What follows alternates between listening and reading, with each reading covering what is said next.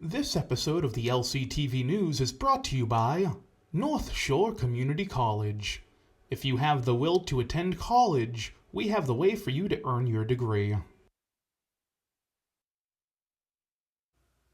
Hello and welcome back to LCTV News. I'm Danny Vittori, and this week, the city looks to the future, funding was a focus, and people shared their voices. On the Lowdown, we have two this week, State Rep Dan Cahill and SkillsUSA from Lynn Tech to discuss their goals and accomplishments. Here's the news for Friday, March 10th, 2023.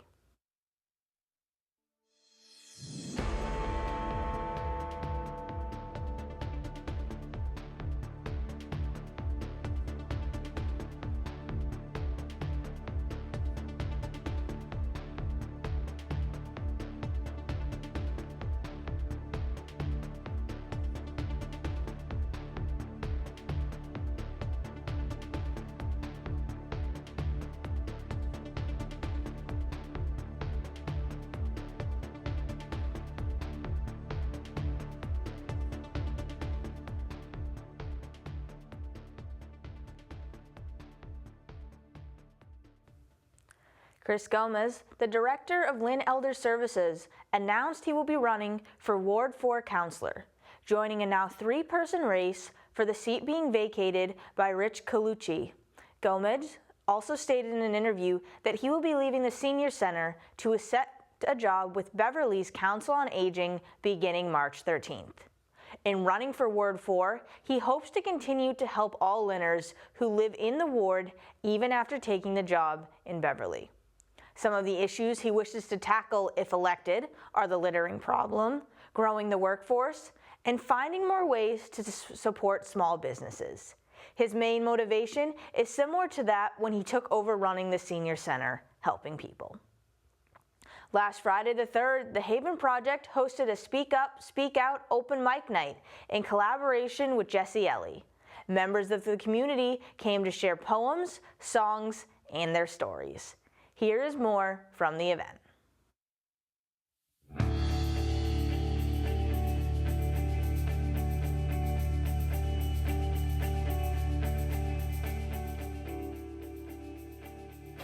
The Haven Project is a nonprofit based here in Lynn, and we help 17 to 24-year-olds who are housing unstable. So we are currently standing in the Lynn of 1,000 Hills Cafe, and this is the site for our job training program. Really, the sole purpose for this cafe is for job training for the youth that we work with, and our whole mission is just to get them stability. There are a lot of homeless youth out on the street that we're just looking to help, and we do that through case management, job training, and this year we're actually going to break ground on a permanent supportive housing project, which we're really excited about. Hey, this is Jesse Ellie. I am the host and producer of Old Soul Young World podcast. So I am organizing and hosting Speak Up Open Mic in collaboration and partnership with Land of 1,000 Hills Coffee Shop and the Haven Project. So we're out here at the open mic, Speak Up Open Mic tonight, here for a good cause with some great people. What they do here at the coffee shop is offer job resources to North Shore youth who are dealing with housing instability. So tonight at Speak Up Open Mic, we're trying to get people off the streets to come into the coffee shop, learn about a great cause, have some awesome drinks, see some amazing people, and be able to speak up and speak out, because that's what we want to promote here at Land of 1,000 Hills. So I've actually been involved with the Haven Project. I've been the executive director of the Haven Project for 2 years, but I have worked in Lynn with homeless youth for about 8. So I was at the Lynn Public Schools working as the homeless liaison and the foster care point of contact. Just made a lot of sense. There's not a whole lot of focus on homeless youth, and so having the experience in the school system, knowing how many youth we have here in the city that are struggling with housing instability, it really just drove me to come here and do more. And I have a deep passion for connecting the community with events like this, where people are able to use it as an outlet I myself am an advocate for mental health. So, homelessness and mental health all play into one another. So being able to come here and collaborate with some amazing people who already have an organization that should be more well known in the Lynn area, that can offer so many resources to youth that are struggling, that was what was important to me and why I chose to come collaborate with Land of Thousand Hills.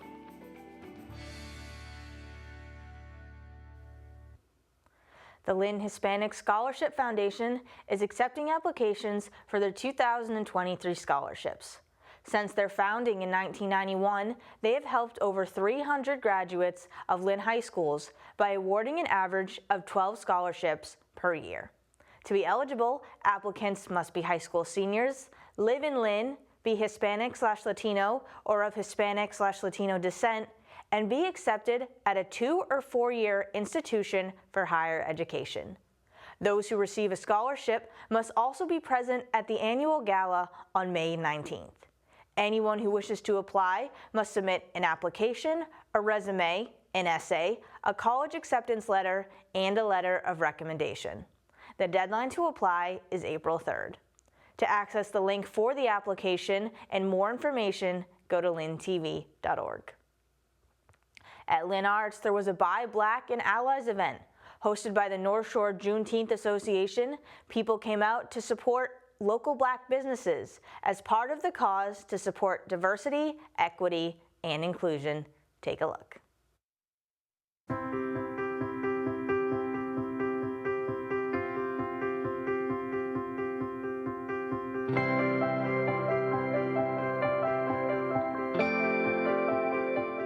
Thank you to LCTV for coming out and covering this year's Buy Black and Allies event. Today is such a big event, and I'm happy that we have about 13 vendors out today. All Black-owned businesses and allies as well are coming in to support and purchase items. So that's what this event is all about, supporting Black businesses and coming together for allyship. Being a new business owner on the North Shore, it's really important to be able to find events like this so I can connect with community, meet other BIPOC businesses, and just really try and commune. I know that sounds silly, but I feel like on the North Shore, I don't find that many opportunities to do that. So I'm really excited that Nicole put something like this on. We are showcasing some of our arts today and also unveiling our new product called the Mugshot. Any of our pictures that you see here or in our website, we could put it on a mug and take them home, drink some coffee, hot chocolate, or green tea. And also we're having a nice little jazz affair, spinning some nice records, people coming in, listening to some music, and enjoying the arts. We're a newer business that's starting off, but in the North Shore especially, there are not many, or I'd say the ones that are here, they don't get a lot of light. So I think it's super important to be able to highlight them in events like this, and people who might actually have a need and that business provides, it gives them exposure so we can discover them. Allyship is so important in the movement for Black lives and also for the BIPOC community, just supporting us and making sure that our voices are heard and that we are thriving in our community is an important initiative to stand behind.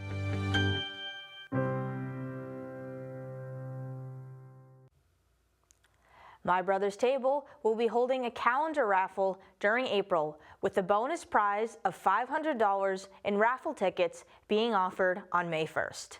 Tickets are now on sale and can be purchased until the raffle begins on April 1st. The total value of the prizes amounts to $5,000, and every person who buys a ticket has 30 chances to win. Winning tickets are re-entered back into the raffle, so it is possible to win multiple times. Some of the items include Bruins tickets, restaurant gift cards, swag from local businesses, and more. Tickets can be purchased at $30 for one, $50 for two, $100 for five, $250 for 15, and $500 for 35. For a full list of prizes, go to lyntv.org. For 9 days, from March 20th to 28th, buses will replace regular weekend and weekday travel for the MBTA. This is due to the installation of a new signal system upgrade called the Automatic Train Control as part of the Positive Train Control. It is a federally required safety control system which can track a train's speed, direction, and location, and reduce speed if needed to avoid a collision. The shuttle between Lynn and Swampscott will also be temporarily suspended, with buses available in Lynn for both inbound and outbound services.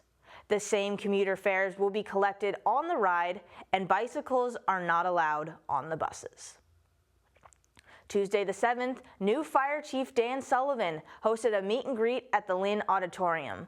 Those in Lynn could come and ask questions, meet the fire chief, and learn more about the work he and the fire department are doing.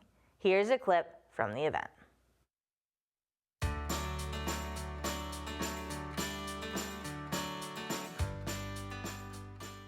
On Tuesday, March 7th, Fire Chief Dan Sullivan hosted a meet and greet at the Lynn Auditorium. Several members of the community gathered to listen and ask questions of the new fire chief. Chief Sullivan discussed his main goals as he begins his tenure in the role. Those first three is certainly firefighter safety. How do you do that? Better training, better equipment, better peer mentorship, all that stuff. The second is better data collection. We're 99% of the way with that new software, which then will allow the city to make better decisions on how to support us. And the third is to be better partners in the community. I want to invite our peers, but 20 or 30 of the decision makers in our department to help form a strategic plan for our department. I'd love to get police, fire, postal, game wardens, fire alarm, you name it. Get a whole group of us together, explain how the civil service system works, how to apply for these tests, and get them down a career path that they're choosing, not just the fire department. Community members also asked questions related to specific protocols when responding to 911 calls. I recently came across something called Filed for Life. Do you guys use that program? Another person is going and looking just for that. So a lot of times people will keep their medications out on the counter. If we can't find them, we're immediately, a lot of people used to put that vial for life in the freezer. On the outside is better. So, we'd go through the refrigerator looking for it. Participants in the forum expressed their support and encouragement for the ideas Chief Sullivan is putting forward. I feel so encouraged, and I think it's wonderful with your passion and your the way that you've got your strategy to set up to do. Once people understand and they know and they're mentored properly, whatever quality is in that training, that's going to translate into the quality of what goes into the community. And if everybody helps one another, what a great community we're going to have. A major focus for Chief Sullivan is mental health, which he outlined in the research he has done and the programs he plans to implement. Can you talk a little bit more about what kind of strategies that you've seen be effective in addressing those mental health needs for the team members? I developed a mental health program to help them understand how their mind works, and then provide them with resources that they could reach out to get help if they needed it. So understanding that we're all individuals and that we all process information differently is key in that. From LCTV News, I'm Danny Vittori.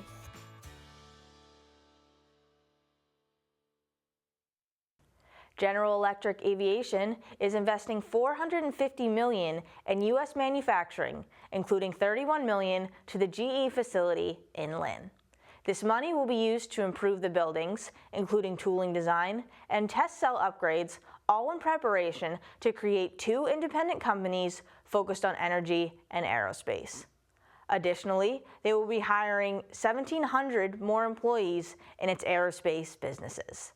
The main goal is to improve inventory, safety, and costs through employees and executives working together.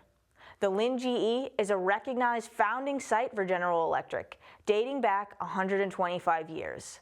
The plant also houses the first U.S. jet engine, built back in 1942. Lynn hosted a BioConnects Leadership Summit at the Lynn Museum. The mayor, executives from biotech companies, and spectators were able to ask questions on the presentations given. Take a look. Good morning, everyone. On Wednesday, March 8th, BioConnects New England held their annual Community Leadership Summit at Lynn Museum. The goal of the summit was to educate invitees about biotech manufacturing and provide awareness to the educational and career development opportunities for those interested. Totaling 2 hours long, the event was split into two distinct parts. The first half was filled with presentations and guests. Notable speakers included Mayor Jared Nicholson. BioConnects New England has been doing a great job leading an effort across the region to do just that, and we're thrilled to be partnering with them to have Lynn as part of those efforts. Economic Development and Industrial Corporation Executive Director Jim Cowdell. When it comes to life sciences, when Mayor Nicholson took over, the very first meeting I had with him, he said, I want life sciences in the city of Lynn. That was the first meeting we had back when he took over. And we've taken many steps to make that vision become a reality. Dr. Jared Auclair of Northeastern University. If I asked you all to define life sciences or biotechnology, I think you would all give me a different answer. Largely in the Commonwealth, we would default to naming companies like Biogen or Alnylam or others, really in the biopharma space. For me, there's an important opportunity for the state and the region to stay competitive in the life sciences by really thinking about it in terms of bioinnovation in the bioeconomy. And Christine Balzan, Director of the Gloucester Marine Genomics Institute. We have a research institute powered by genomics that is looking for new opportunities with a molecular biology platform from the ocean to solve some of the most vexing modern challenges. Aging, cancer, fisheries and aquaculture, ecosystem function and health. After a small break, everyone regathered to have a panel discussion followed by a Q&A session. Panelists included Raul Gonzalez, Sarah McDonald, Zach Stanley, and Kenneth Turner, all experts on the subject.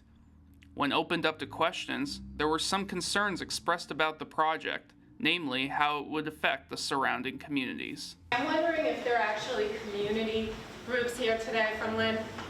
I'm also wondering if you're aware of the gaps that exist in the oversight of biolabs. And do you really think that they're bringing them to the underserved community of Lynn to do us a favor? So I'm just wondering. We absolutely consider that to be a top priority. I know the industry does, and we've had these conversations over the course of the last year about the steps that the city will continue to take, working with our state and federal partners to ensure the safety of our residents always the government, the federal government doesn't really have let a everybody handle. ask a question. The federal government doesn't have a handle on the safety issue. Thank you so much. My question is, what are you going to do about child care? My answer to you long-windedly is, I think we are being thoughtful about how we go about this, and we're willing to make the investment. While there were tense moments, discussions proved to be effective in engaging the audience, and Mayor Nicholson was excited to see the project moving forward. It's a global industry in biotechnology, and if they can bridge those gaps across countries, we can bridge those gaps in these communities and make sure that this is a place where everybody in the city of Lynn has an opportunity to thrive and be able to participate in what is really a tremendous opportunity to heal the world. For more, you can watch the full version at lyntv.org. Thank you all so much for being here. For LCTV News, I'm Josh Englander. To watch the full event, go to lyntv.org or watch on our government channel. The Lynn Water and Sewer Commission has received a grant from the Massachusetts Clean Water Trust, or the Trust. The Board of Trustees approved $14.5 million in low-interest loans and grants at their meeting on March 6th to be distributed among several municipal areas and organizations. The Lynn Water and Sewer Commission is one of those recipients and will be receiving a $522,000 grant. The Trust seeks to help communities build or replace water infrastructure, protect public health, and ensure the safety of public drinking water. Money is provided through the Massachusetts State Revolving Funds and acts like a water infrastructure bank. Last night, the 9th, the MBTA announced speed restrictions between 10 and 25 miles per hour on the red, blue, orange, and green lines effective immediately. This will increase travel time for those using the T, but these measures were put in place after a site visit by the Department of Public Utilities in order to make the transportation system as safe as possible. Additional information will be released by the MBTA today, the 10th. Their spring schedule will also be going into effect later this month. For a complete list of all changes being made, go to mbta.com/service changes. We have another double lowdown week for you. First up is State Representative Dan Cahill to discuss his role in the government and plans for the next year. Here is the lowdown.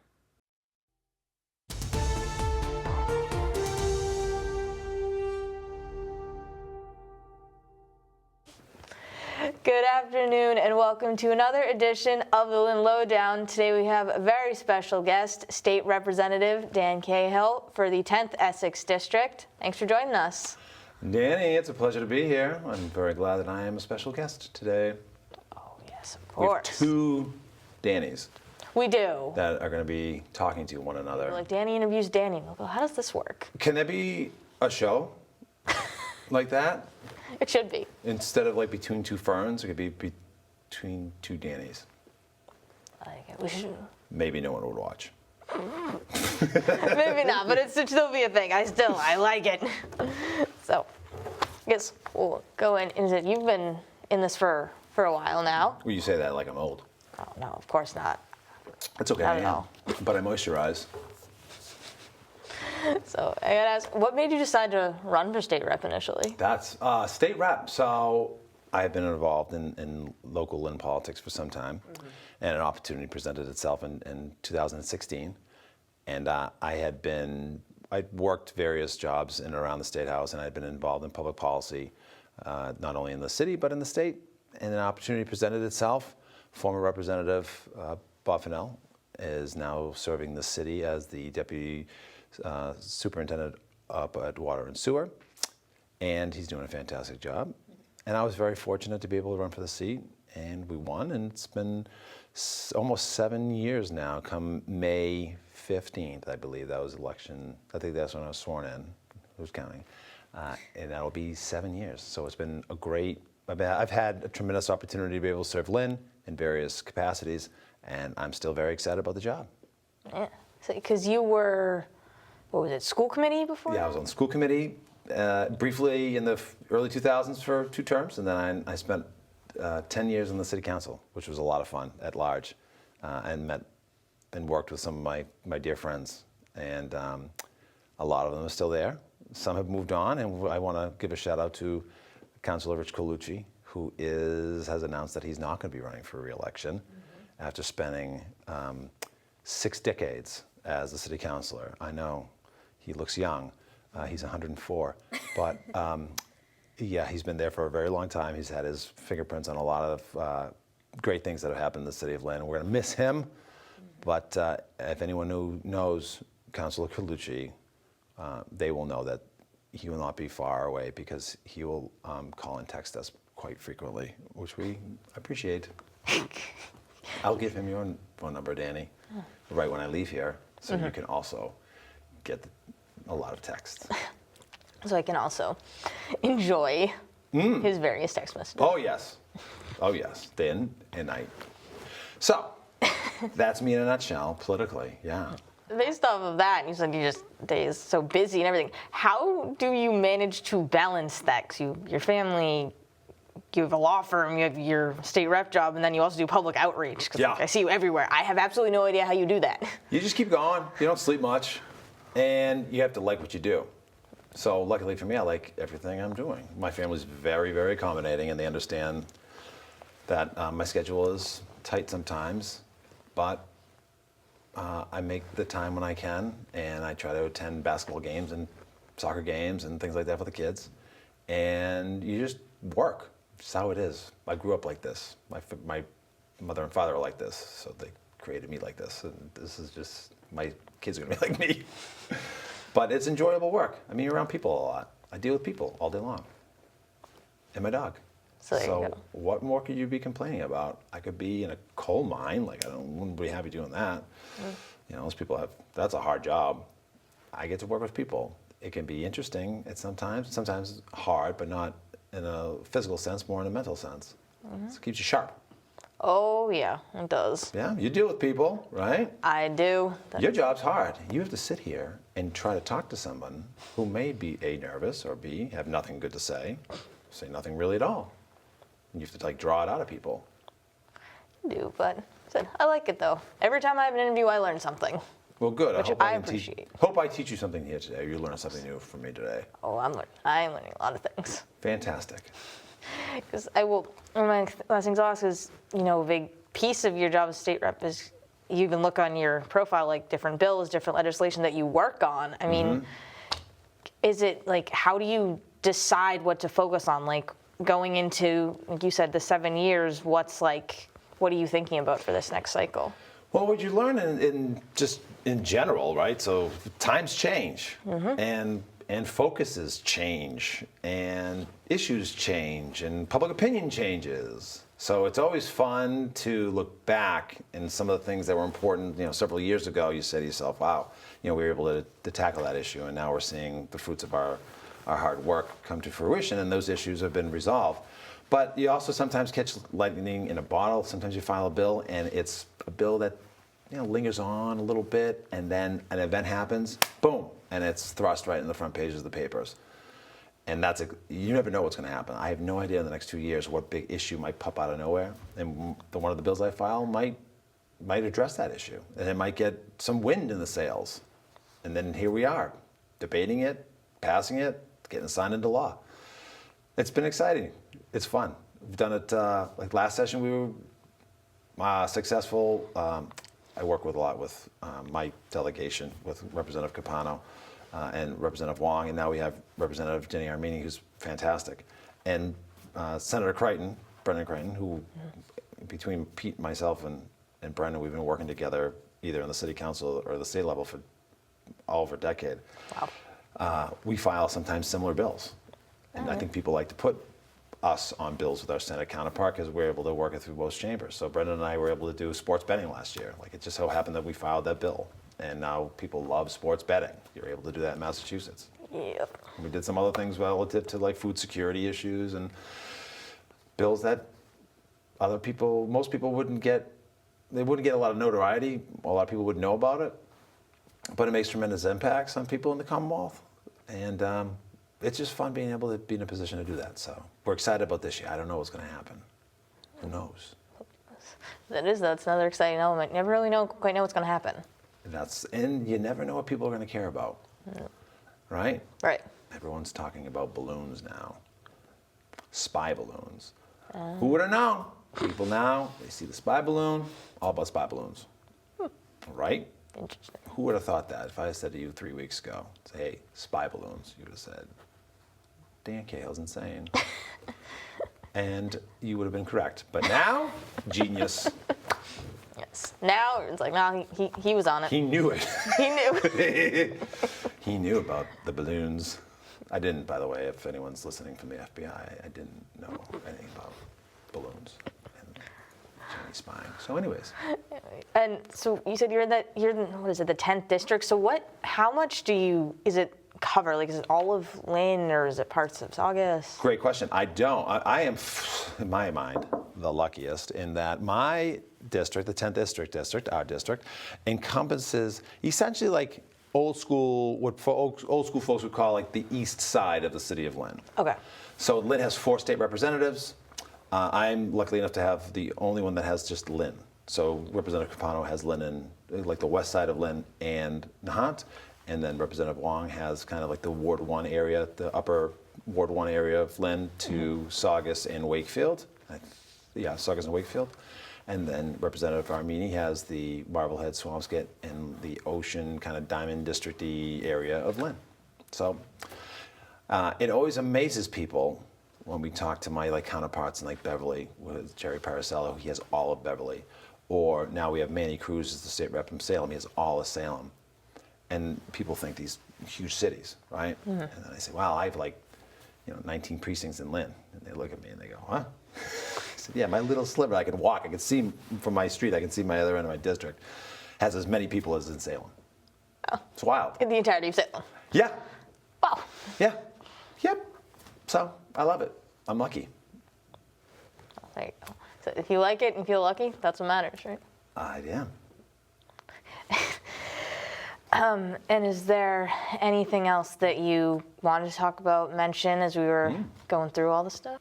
I think Lynn, I'm very excited about the trajectory of Lynn right now. Having been at a very local level and now at the state level, I feel like we have the new administration is hitting its stride with Mayor Nicholson and his team. And we're seeing the health of the city increase financially. Savings for the first time in many years. Mayor McGee made that a focal point of his administration on financial health, and former Mayor Judy Flanagan Kennedy we had financial difficulties then. So it's great to see how the city has come out of some issues and is very strong financially, which is great. And there's a focus on inclusiveness, community outreach, community voice, which I really, really enjoy. And we're seeing true investments in our infrastructure. You're seeing a lot of road work, bridge work from the state. We're seeing different modal types of transportation, bike paths, although bike paths in Lynn is like the most exciting thing to talk about because it's like one of those things like Hatfields and McCoys, like you're on one side or the other. And it's always fun to get in a conversation with someone who's passionate on one side because it's just, you never know where it's going to go. There's a lot of bike lanes in Lynn. No one abides by them. Everyone's just kind of driving around them, which is not good. We have to abide. I abide by the bike rules because the state says now when you accept state aid or modify a road, you have to put bike lanes in. So it's very important. But you talk to some people and you would think it's the end of the world. And you know, as someone who has to listen or wants to listen, I take it all in. It's just fun to watch how something as what you think is benign as bike lanes turns people into like raging mad people. So aside from that, that's a little off topic. I think that Lynn's in a good spot right now. And we're going to be coming out of this, whatever this new phase of the economy is, because I can't figure it out. We're going to recession, record job increases, low unemployment. I can't figure it out.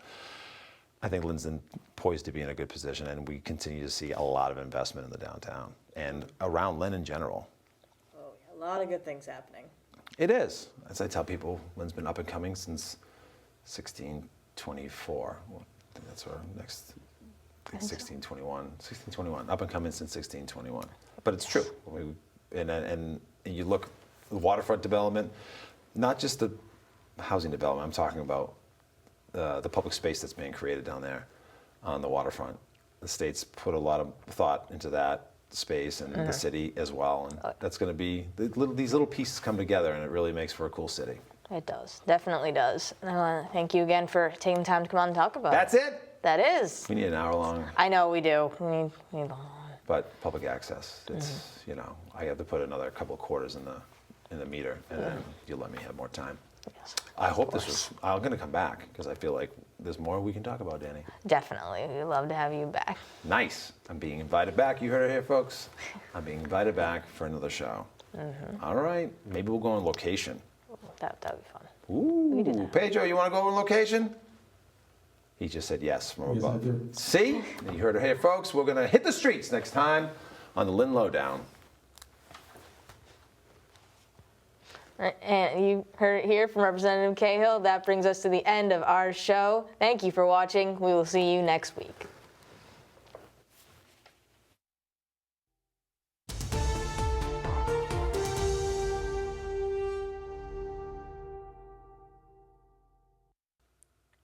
Now, the sports update.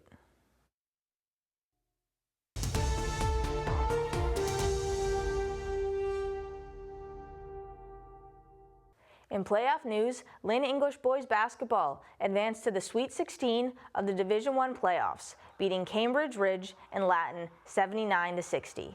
The top scorers for the Bulldogs, Warren Keel Jr. at 34 and Tyrese Milo Garcia at 24, combined for 58 of English's 79 points. English was then eliminated from the tournament, falling to the 7th-seeded Newton North 52-38. The Newton Tigers went on a 17-3 run in the third, and the Bulldogs were never able to catch up.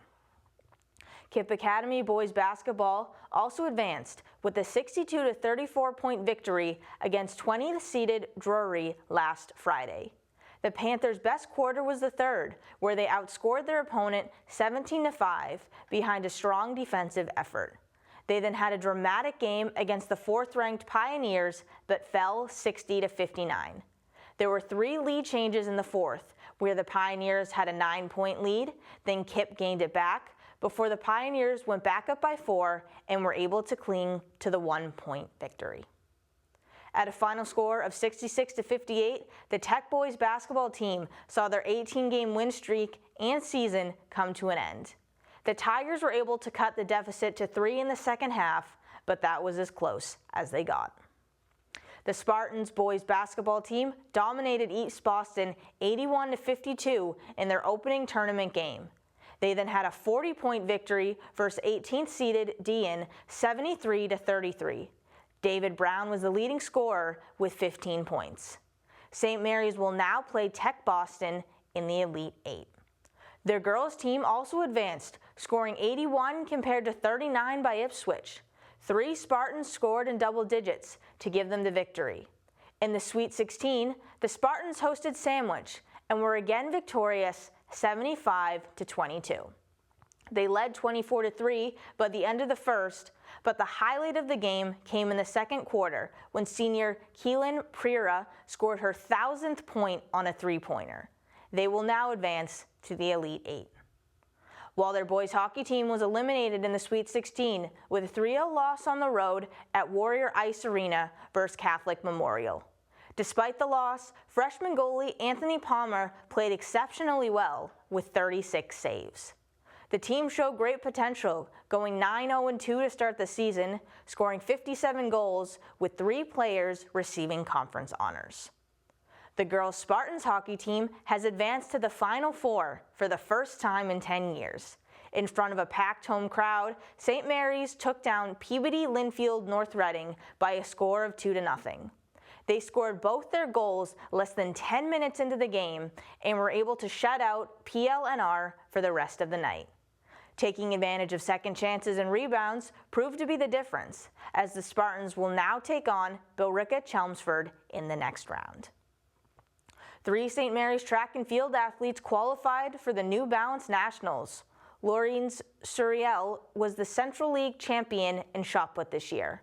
Brett O'Brien qualified in the high jump for the first time in his career, while Justin Jennings will run the 60-meter dash.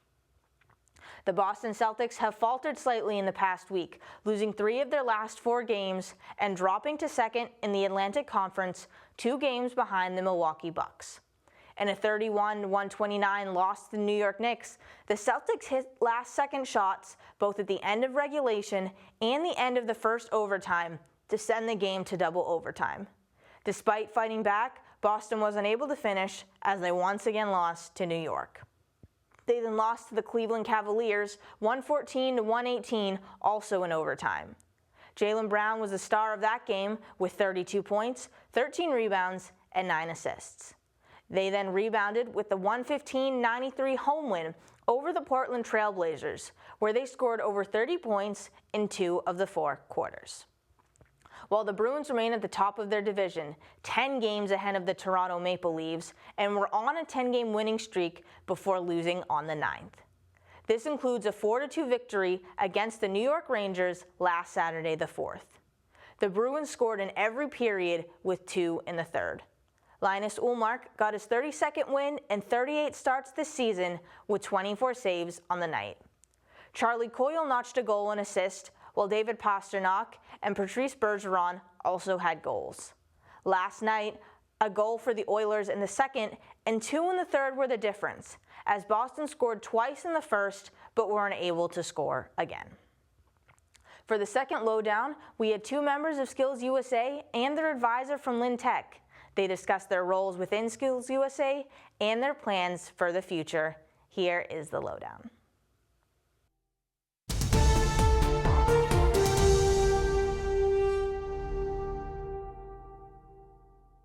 Good evening and welcome back to another edition of the Lynn Lowdown. I'm Danny Vittori, and today we have on 3 people from Lynn Tech as part of the SkillsUSA chapter.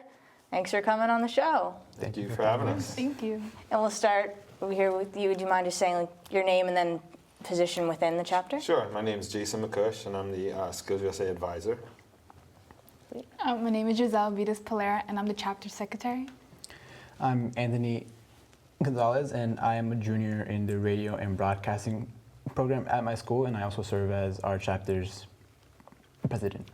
Awesome. Sounds great. So I'll just start by asking real quick, like if you just get a quick overview, like what is SkillsUSA for someone who knows really nothing about it? For sure. I mean, I can take that down. SkillsUSA is basically a national organization that is basically based on promoting career and technical education throughout high school. Just to give you like a quick summary of what it is, it focuses a lot on leadership, competition, and community service. We host lots of events that basically help us compete later on at the state level and later on at the national level. And we also, and SkillsUSA itself focuses on trying to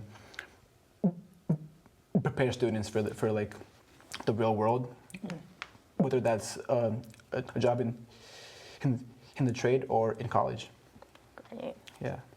Sounds like a great, chapter to have. And I'll start over here with you as the advisor. What's your main role? What do you do? Yeah, I mean, so really I focus on helping these guys develop the skills they need to be leaders, to serve the community, to really my role is to just kind of advise them as they create projects and ideas and they compete and they go into their trade and their field.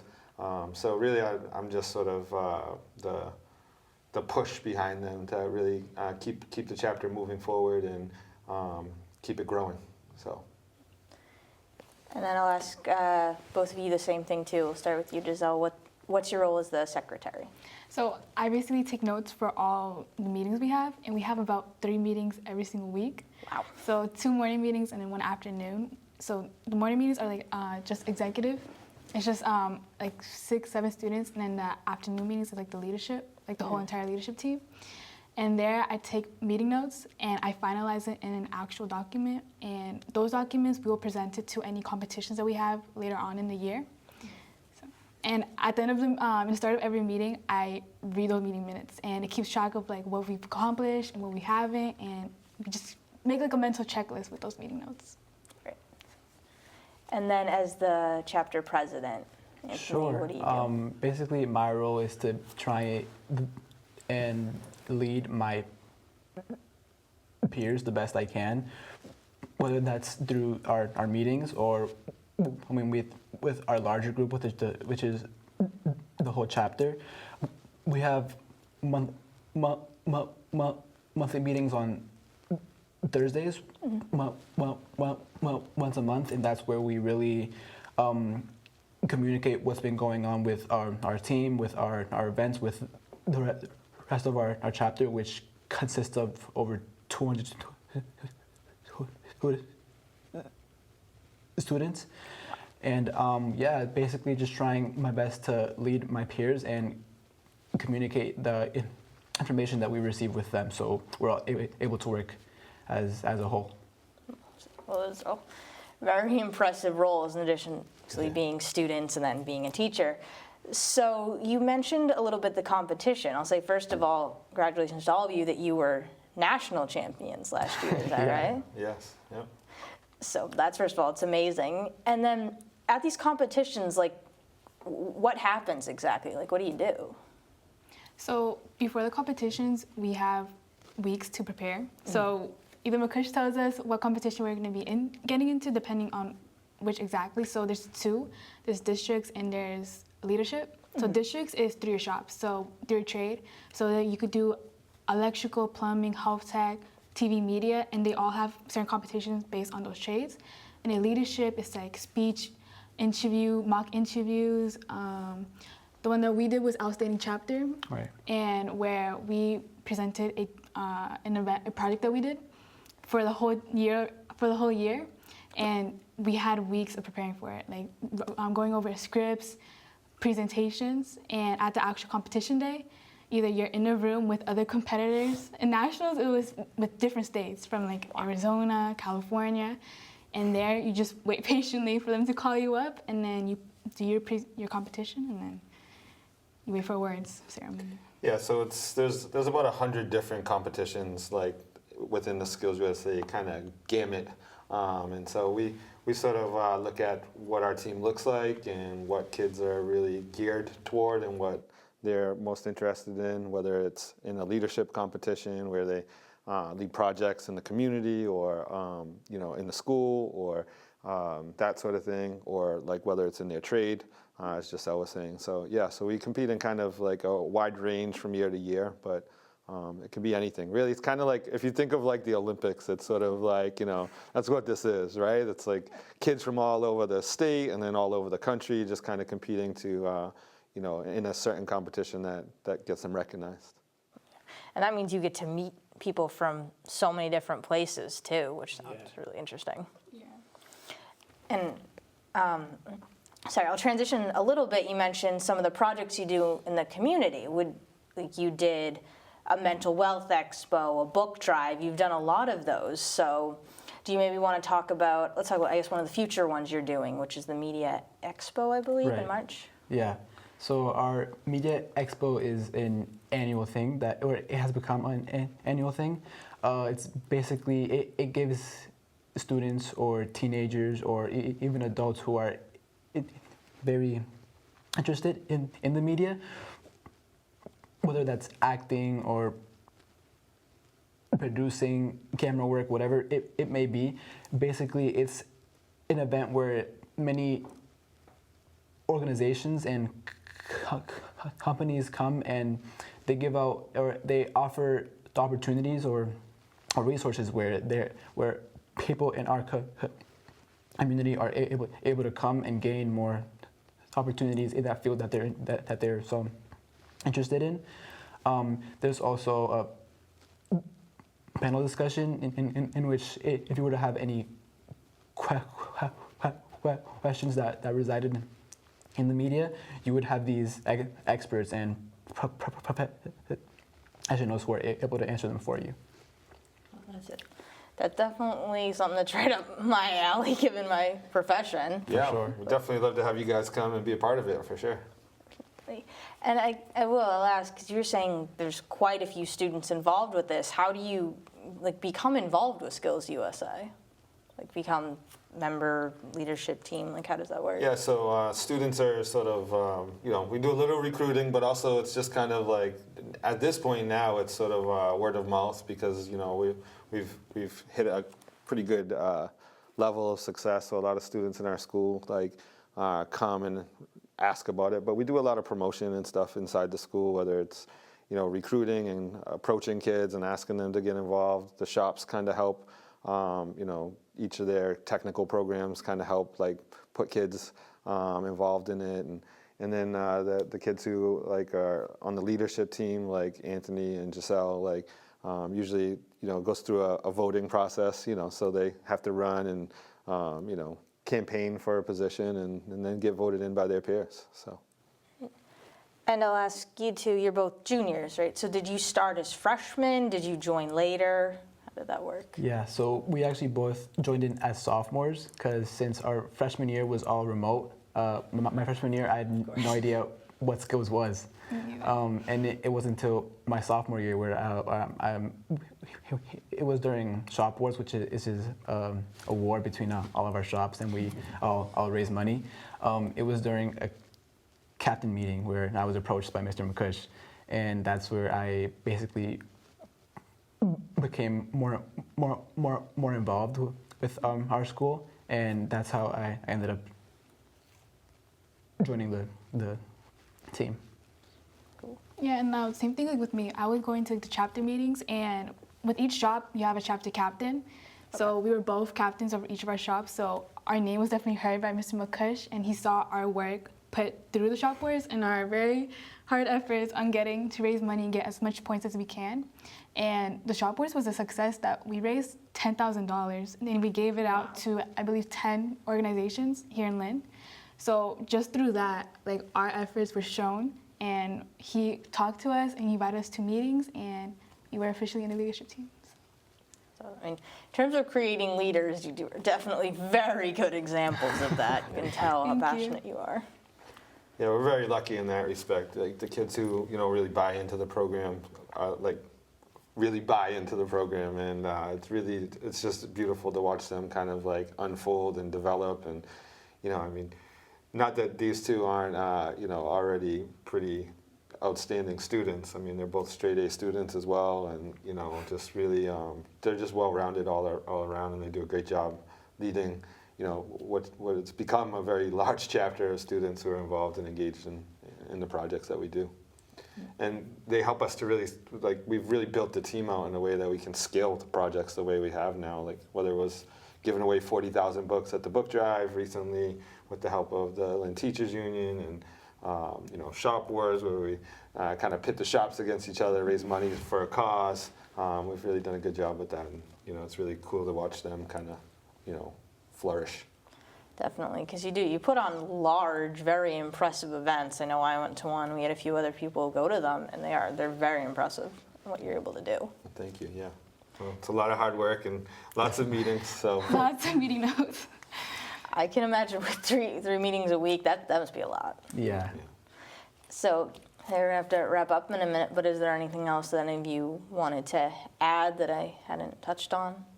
If you have a young student at Lynn Tech and they're interested in getting involved, we'd love to have you encourage them. Or if you're a student watching this and you are hearing about the skills for the first time, we'd love for you to come and get involved. For sure. And if you haven't yet, follow us on Instagram. It's SkillsUSA LVTI on IG. So if you haven't yet, drop a follow. Awesome. And I want to thank all three of you again for coming on. It's been great to have you, to talk to you, to learn more about SkillsUSA. Thank you. We appreciate it. Thanks for having us. Thank you. Very welcome. And once again, I'm Danny Vittori. This has been the Lynn Lowdown. Thank you for watching, and we will see you next week with more news.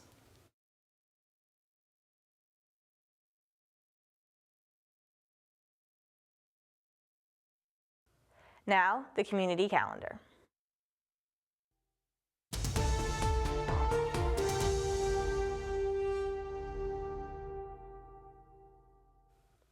West Lynn Little League is hosting a fundraiser at Tony's Pub from 5 to 9 p.m. on Tuesday the 14th. 20% of all proceeds will go towards supporting Little League with an additional 50-50 raffle and scratch ticket raffle. Come by 196 Franklin Street to support WLLL. Thursday the 16th, Elhand is hosting a St. Patrick's Day lunch at noon. Located at 10 Church Street, come by for a boiled dinner and entertainment. This is an alcohol-free event, and tickets can be purchased for $25 per person or $200 for a 9-person table. There will be an Irish Person of the Year presentation, a Community Service Award presentation, and an Elhand Board Member of Commissioners Service Award presentation. The Rio program is hosting a little library crawl at the Lynn Museum on Sunday the 19th. Happening from 12 to 3 p.m., come by for an afternoon of fun and spreading awareness for the little libraries located all across Lynn. For more information on these events and all events on our community calendar, go to lyntv.org. That brings us to the end of this week's news. Follow us on social media at Lynn Community Television to keep up to date with all the latest news and happenings in the city. Also, go to Lynn Community Television on YouTube to watch our videos of events, news, and interviews. And visit lyntv.org for our community calendar, press releases, and videos on demand. I'm Danny Vittori, this is LCTV News, and we will see you next week.